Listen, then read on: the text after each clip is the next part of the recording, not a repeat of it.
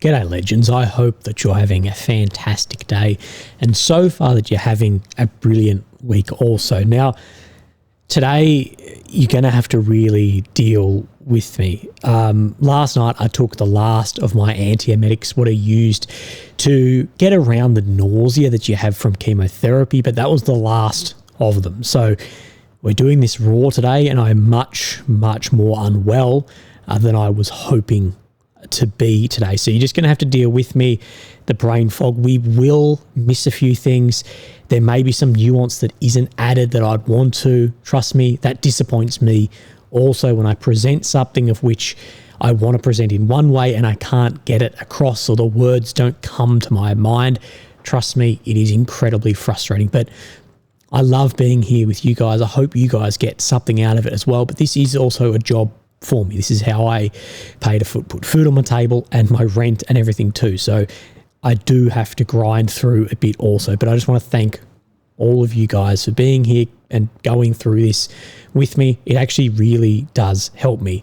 Firstly, on reporting on war, you guys hold me to account to get things correctly.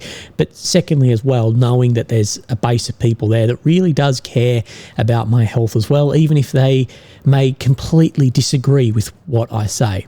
And I think if you disagree or even if you agree with my perspective on things, the lens you may need to look through is first and foremost a care about people. So legends, we actually don't have that much to go over today, but of course we're going to look at the maps. We're going to show where things are changing and where there may be a large amount of troops actually currently surrounded. We don't know if they've pulled out or not, and where gains have been made or not made as well. But of course what we have to speak about is Lieutenant General Igor Krylov, who is the chief of Russia's nuclear, biological and chemical protection troops being assassinated in Moscow. Now, what I have been saying over the last 7 to 8, maybe to 12 months is as this war gets closer and closer to closing up, to ending, or as one side gets closer to defeat, the more and more messy this war is going to become. So let's talk about this and talk about how this happened and what is to come. Now, one thing, I guess, in their dark comedy is Street Sweeper Steve here from the Telegram goes, things keep going this way and you'll either get free radiotherapy or we'll all get cancer. I found that very humorous. Thank you, Steve. It's what I needed. But I talked about things are going to get more messy. Now, this is from a friend of mine who helps me with some open source intelligence, but is actually quoting from a professional strategic computer game player. I don't know what the game is. I can find out. But he says he often gives the following advice to newish players. If you're losing, if your opponent is stronger and pushing you back on the main battlefield and you don't know what to do, make it messy. Stop focusing on the main battlefield. Try attacking your opponent in their home base. Maybe they don't have much military there. Maybe they get confused or start panicking or making mistakes. Maybe you get a chance to turn the tide and win the game. And I think this directly goes into what we are seeing. And this is not the first time you guys would have seen this on my channel. I shared this months and months back. It is objectively correct that Ukraine is losing currently on the battlefield. Some may disagree with that, but we have seen over the whole year just net negative after net negative month on kilometre squares, on logistics, on manpower, on all of this. And I have been saying that nearer to a close or nearer to defeat, we are going to see the war become more and more messy. And I think this is what Ukraine is focusing on now. We have seen this assassination is the most publicised, but we had seen the one against that prison guard recently, the one against a politician recently, and more famously, a long time though, against Alexander Dugin. But this more messiness of the battlefield, and it's this point in time that makes me very concerned, because this is the point where you'll see lines crossed, maybe false flags or whatever occur. And this is why many said, well, what was the plan if this was tables turned and it was Russia about to be defeated with the weapon systems that are there? This is why some will say America was never prepared to arm Ukraine to the amount to actually ever have a victory, which the way we see America dragging their feet, I can agree with. But we see this here. That's important to move forward. Now, further and outside of the assassination, but another thing, is a third tanker in Russia's Shadow Fleet has sent a distress call as oil washes up on Russia's Black Sea coast. So another tanker here. I don't know if the third one has sunk yet, but has a lot of damage, and the video I saw looked like it was about to go under. Now, this is 3 in 2 days, I believe, or 3 in 3 days. And if you take from Ian Fleming Goldfinger 007, he says once is a happenstance, twice a coincidence, 3 times is enemy action. And could this be part of the messiness, or could it be that this sanctioned Shadow Fleet is just so poor maintenance? But it does seem very interesting, that right there. Another thing is the amount of media coverage that this isn't getting, knowing the environmental impact. Well, you can read between the lines. Now, where do I sit on this assassination of Igor Krylyov? I think I'm along the lines of this, but I'm going to have to think about it a little bit more. And I've reached out to my friend who's a lawyer as well, military lawyer, on what his take is legally on this. It's a justified target that was killed in a terrorist attack outside of a military setting, thus making it a terrorist attack on a justified target. And I believe that he is a justified target, being a military man, being in uniform, and being a head here. But the way this was carried out is where I think a lot of people are having problems, although a lot of people just see this as a pure terrorist action. What I will say in this, if it was anyone else, that is exactly how this would be being reported. Many Russian pages are sharing things like this. When will the FSB or GRU start eliminating someone on Ukrainian territory? Now, we know there have been some level of DRG teams were set with some missions similar to this.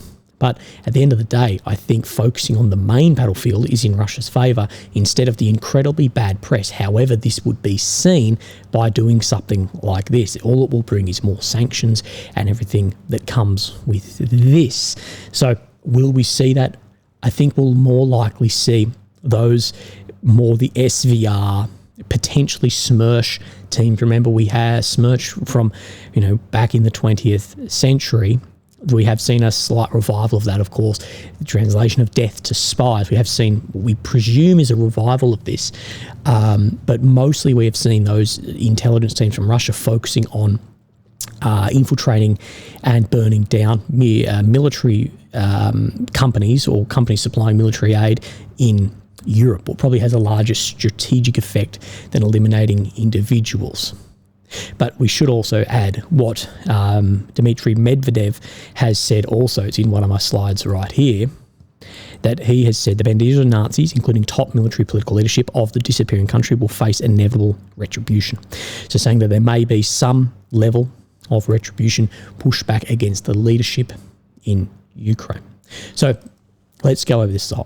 So this here is Lieutenant General Igor Krylyov. He's a chief, as I said, of Russia's Nuclear, Biological and Chemical Protection Troop. He was killed outside an apartment building with his assistant when a bomb hidden in an electric scooter. Here is the scooter. Here it's one of those, they're not very as popular in Australia as they are in other areas of the world, but in an electric scooter has exploded. You can see there's a body line here that I have blurred and the force of impact.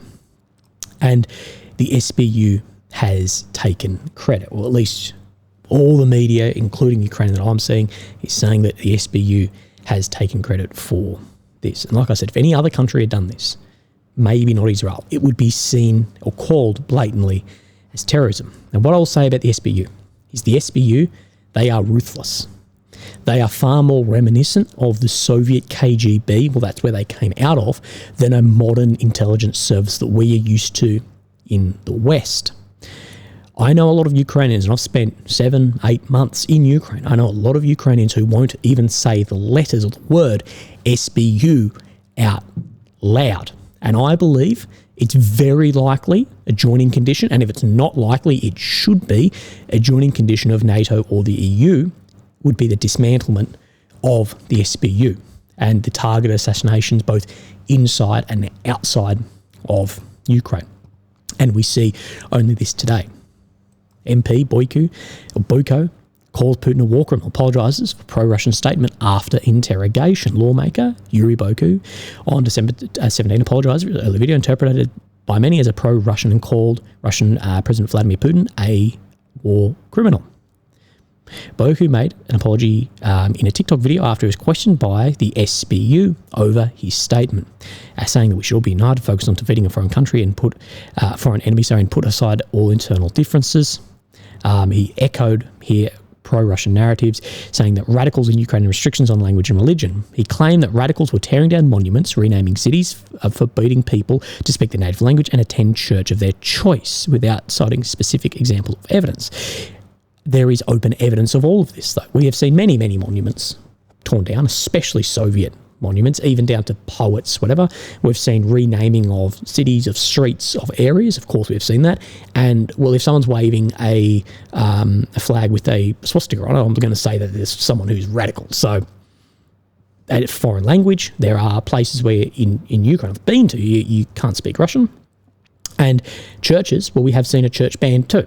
So, there's open evidence of this. Now, is there nuance added to you that it is because of X, Y, and Z? We can add nuance to things, but at the same time, is this a lie? No, it is not. That's very easy to find. Do some Googling if you disagree with myself. He was Deputy Prime Minister under ex-President Viktor Yanukovych, and he's trying to, they say, rebuild his relevance ahead of potential elections. I think many people, especially in the flag-waving community online, will be very surprised by how elections may actually go. Now, the Russian ministry spokesman, Maria Zakharova, has said that the US created the Kyiv regime, sponsors it, provides money, and sends weapons endlessly. The proof is clear. Washington has not once condemned a single terrorist act or planned murder committed by the Kyiv regime. That's what she has said. And this and Israel's pages, as I've said, these have gone unquestioned. And I believe this is a very dangerous precedent to be setting, especially when we're looking into a decade or more that could have large-scale war. And then the people say the US has nothing to do with this. The US is actively backing this war. And when people have said there's a bit of friction because, of course, we see what the US is doing in Syria where they lie, but Ukraine is, we know, backing HTS. And then there's a bit of friction there because who's funding all of this? But I say here, with this instance like this and Israel's pages that have gone unquestioned and unpoliced, I say it sets a dangerous precedent. And only yesterday we spoke about what NATO Secretary General Mark Rutte has said about we need to be clear-eyed about China's ambitions. China is substantially building up its forces, including nuclear weapons, with no transparency or limitations. But when we see that there is no self-policing, no inwards looking, why, if you were Xi Jinping, why would or should you then have transparency or limitations on that? When it's well, you don't on this. So do you get what I mean? I think it sets a very dangerous precedent, that this idea that, you don't have to see to this, it's for them but not for us. I think that is very dangerous. And of course, I'm saying Russia is setting a dangerous precedent here because they are well outside the laws of armed conflict. CWC, OPCW, Ottawa, all of these different, IHL, all of this. I'm not saying that, but I'm saying that so is a country which is an ally of ourselves. Now, if you want to know more of this from professionals, not just from me, at the end of the day, I was in the infantry as a soldier, as a junior leader.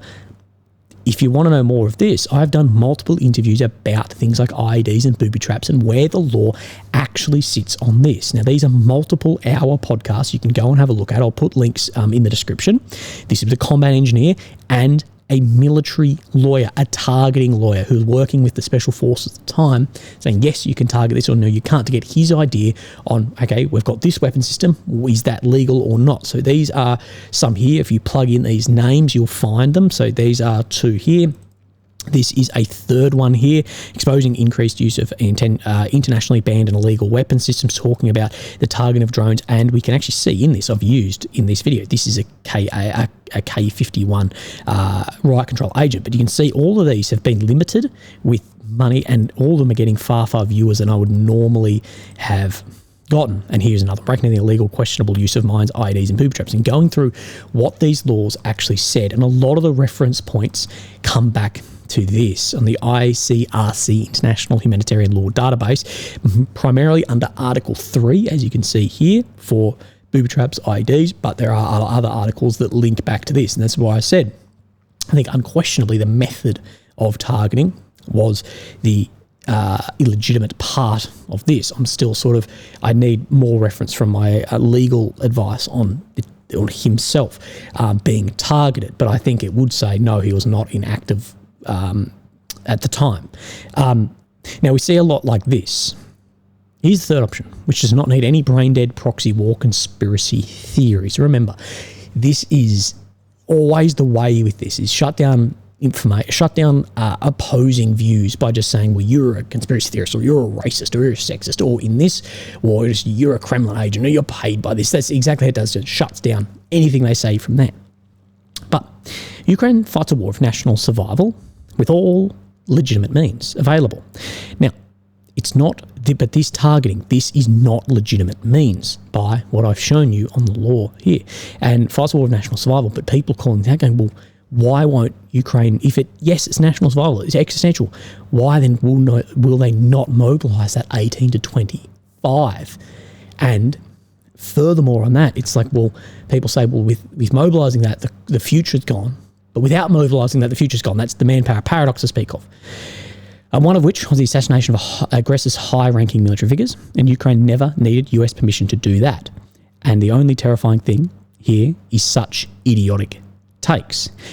The thing is with this, Ms. Ilya, is many people's problems is not the target. Many people have problems with the target too, but it's with the means that it was done by.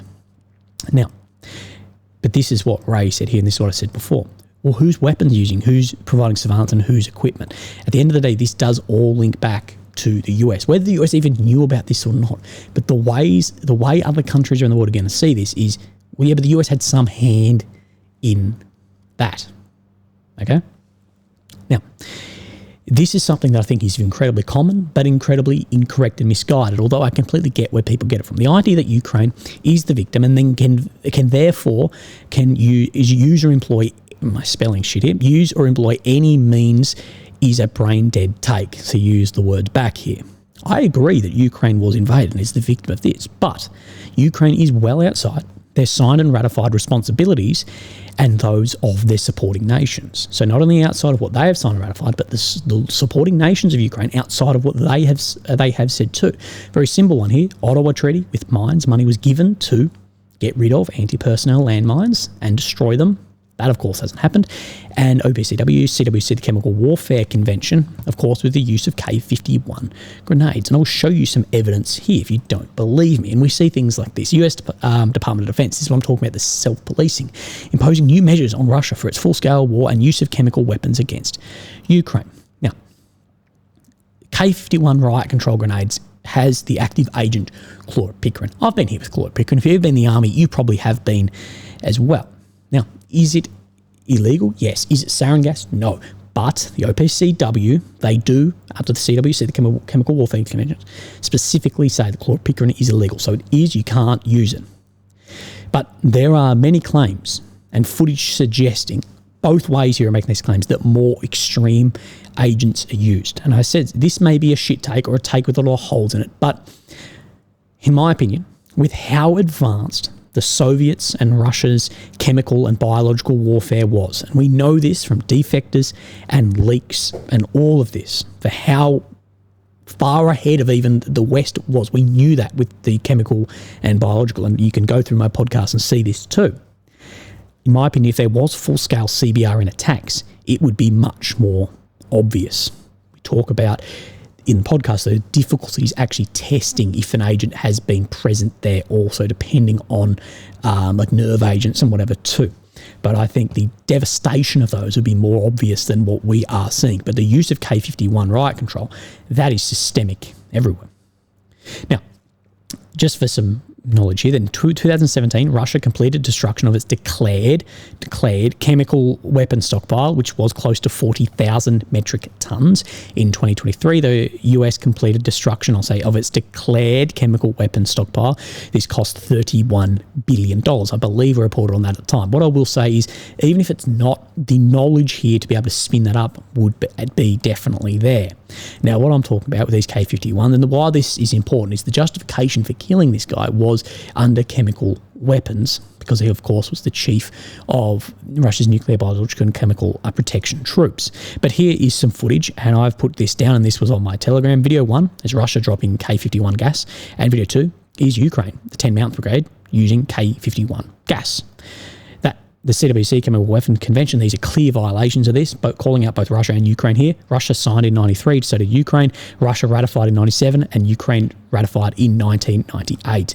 And we see in videos in here celebrated members of Ukraine's SSO 8th Regiment fighting in New York, Donetsk, and this is, of course, a K-51 in the opening footage here.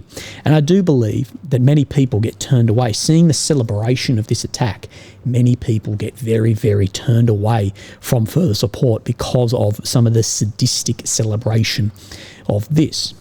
Preston Stewart did a very interesting video specifically on this. I'll say to go and watch it. It's also on my Telegram. And I know he copped a lot of hate for that, but I don't disagree with what was said. But I believe the biggest one of this, because of course you can say, well, this guy was in the military. He was a chief of this and did order, he does order troops and he's in the military. Okay, I get that. He's in the military. Is that a legitimate justified target? At the time, you can go in and out of targetable. I don't know. The means, definitely, in my opinion, no. And from my opinion, speaking with lawyers and whatever. But the biggest one of this is the targeting of Alexander Dugin. Now, people justify this. Here's Putin's brain. It's this. There's no evidence. There is no evidence that Putin has any influence. Dugin has any influence over Putin, and there is no evidence that they've even actually met. Now, that car bomb actually killed his daughter, Daria. And, of course, the US, through the New York Times, I believe, Washington Post, they believed it was Ukraine that did this, who killed his daughter, trying to target him. At the end of the day, he is a political philosopher. He may have some out there ideas, but it's no more extreme than what you'd find on any Western university campus. And I was very interested in this. I'm like, well, if he was a legitimate target, people celebrated this, what was said? And what I will say is I think I've done 99% more looking into what he has said than everyone who calls this justified. So these are two of his books that I have reread, double and annotated all of it, both Theory of the Multipolar World and Fourth Political Theory. And I have read through only once The Great Awakening and Great Reset. I haven't yet annotated that. I always annotate on my second read through. As I said, there's some out there ideas, but nowhere near as extreme as I was actually expecting. And I think I'm saying that from someone who has spent many, I'm a slow reader, so probably 30 hours reading that compared to people who have had none. I was actually very surprised in the opening. I forget which one it is. It might have been, I think it's Fourth Political Theory. The criticism of Putin straight off the bat, what I was very surprised by. But that, more people should be annoyed about that, because that was targeting a philosopher that killed his daughter, but nothing came of it, which I guess can tell you enough. And I've done some looking into this, and it was, Russia never let independent investigators in and this and that. That's the way the UN have spoken about it. But either way, let's have a look at the map. So, of course, here we have Ukraine, the centre, the capital of Kyiv. The red area is occupied since 22. The purple since 2014. Of course, the red check on this map is area that Russia has made over the past 24 hours. Now, let's come up into, I never know where to start, but let's start in Kursk, because then we can turn on and off. So there's a few little things in Kursk. Now, this Russian ground made over in Sumy, it has, by this map, showed that the grey zone remains the same, but there's less Russian control. But just north of here, Incurable, Pokrovsk, and just to the south of Sudzha, we can see that Russia has made more ground along the border and, of course, more ground along these areas to the northwest of Pokrovsk. Not showing any more ground to the northwest of Sudzha, but we will wait and see what occurs there. And then we have a Syriac map update here, and he's showing in the same area, so right in where we saw this move, but also in this northwestern part, which I believe we will see soon. So just up right about here, but I think we'll see more movement there in the next coming days on these maps. Russian army took new positions here. Russian force made significant advance on the east, where troops are able to take most of Rosskoy and these areas, forcing Ukrainian army retreat towards Kozitsia. Maybe some troops will cross back from Sumy to have a movement in here, as we've seen that shift almost bloody 1-for-1. I believe we will see Russia try and push more and more down the border here, cutting off the logistics, as we do know Ukraine is wanting to hold this, what is an interesting decision, I believe. Let's move down our map here, and we see the blue here. That's, of course, been for the past few weeks. That's why sometimes I miss the blue, because if I don't see it, it's because it's there for so long, it's easy to miss. But let's have a look at this. So this is Makarivka. Now, Velika Novosibirska, this is a very important area, and this is what I said, becoming more and more of a problem. On this map, it's looking like these troops in here, there's only a 600-metre gap, and it's still showing there may be some element in here is looking to be surrounded for a couple of days now. Will we see counterattacks in here? Well, wait and see. That will give us an idea if people are or are not surrounded in here. So let's have a look at what Suryak says here. This is the same area.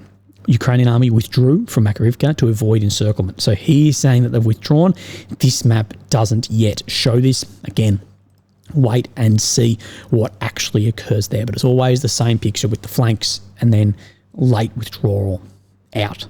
Now, let's move further to the west. While we're down in here, we have, of course, Robotny, Kopani, Orkiv. I owe you guys a beer. I said once Robotny updates, I'll have a beer.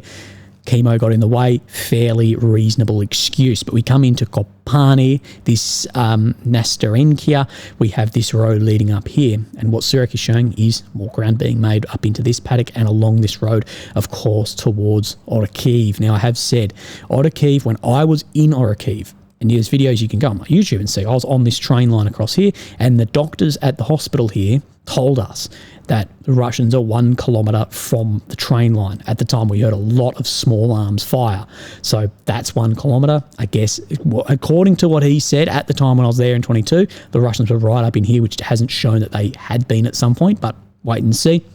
The thing with Orkiv is there is a high point right behind Orkiv itself and then really flattens out. I believe that would be an incredibly important area for Russia to try and get if there were ever a further advancement into Zap itself. Now let's move. Ooh, this map keeps glitching on me for some reason. Okay, here we go. We see. Oh no. Well, where am I? Okay, so we see Novaya Komar, more ground to remember this coming out, and then Russia is fattening this, as we see, where Ukraine had that counterattack at one point, trying to clear that road, but Russia has regained these positions going off the Ukrainian map in here. Now, there's some weird bits popping up on this map around Zelenka. We see this Russian element out here. Look, I don't exactly know what has happened here. Whether these guys are out here and they have no supply or whatever, I don't know. I haven't seen Deep State actually confirm what this is meant to be showing. Maybe it's expanded control. I don't know. Kurakhove has a bit of extra ground being shown in the center here also. So let's have a look at what is being shown down in here. Now, we have Dalnay, of course, is this red dot, so just the ground being made across here. But of course, Suryak shows that this whole Uspenevka pocket has been closed up. And judging off then the Suryak map, that more ground has been made out to the west toward the Shevchenko Mark II to the west of Stary Turny. And you can't see the grey zone move there, but it is what that Suryak is showing there too. And Suryak is very reliable. You can see more ground being made up over this train line too, what has been shown for about maybe 3 or 4 days on some of the other maps, and the complete occupation of Sontivskia as well. Then we push up, we see to the south of Pushkene, more ground being made by the Russians, and Novotroitsky coming under full occupation as well, and movement into Dashensky and Novy Krud, of course, in the direction of Pokrovsk and Udachny. I think Udachny will come under control before we see further movements on Pokrovsk because of the train line in here and the supply, and to get more of a flank. And you can see the direction of attack is looking like this if you then zoom out. It can help. It can really help when you're making analysis to zoom out and in on certain elements. Then we come, Suryak has a map in here, and let's just come in. Russian Army advanced west of Shevchenko and established the pond south of Pishani. So Shevchenko, Pishani moving out in this direction here. Again, not too dissimilar on these maps. Then we'll move, of course, across east Toretsk, and we can see just a small amount of ground being made by the Russians in here according to the Suryak map. And I believe that is all the map updates. If I've missed something, I apologize. I will do my absolute best to catch up on it, but legends, look after yourself, have a great day, and I'll speak to you tomorrow. For those who are starting school holidays soon or holidays over, the Christmas New Year period. I hope that you have a great time as well. Okay, thank you. Bye-bye.